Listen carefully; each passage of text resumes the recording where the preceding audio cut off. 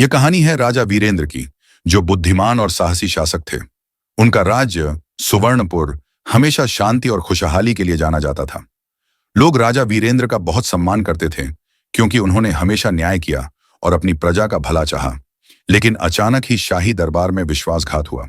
राजा का सबसे करीबी सलाहकार मंत्री चंद्रकांत, जो बाहर से बुद्धिमान और वफादार दिखता था, अंदर ही अंदर सत्ता की लालसा में राजा के खिलाफ षड्यंत्र रच रहा था। चंद्रकांत बड़ी चालाकी से राजा को मुश्किल फैसलों में उलझा रहा था, ताकि लोग राजा से नाराज हो जाएं और राज्य में अस्थिरता फैल जाए।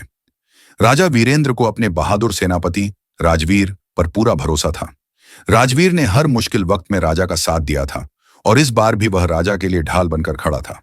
लेकिन सच्चाई यह थी कि दुश्मन राज्य के सरहदों पर हमला करने की तैयारी कर रहे थे और भीतर से दरबार में गद्दारी की आग भड़क रही थी। इसी बीच राजा का बेटा और उत्तराधिकारी युवराज अर्जुन, जो अभी युवा था, खुद को साबित करने के लिए बेचैन था। अर्जुन चाहता था कि लोग उसे सिर्फ राजा का बेटा नहीं, बल्कि एक योग्य शासक के रूप में पहचाने। मगर अनुभव की कमी के कारण वह जल्दबाजी में फैसले लेता, जिससे राजा चिंतित रहते थे। जैसे जैसे हालात बिगड़ते गए, राजा वीरेंद्र को कठिन निर्णय लेने पड़े। उन्होंने अपनी इच्छाओं और आराम का त्याग किया, रात दिन राज्य की सुरक्षा और एकता के लिए काम किया।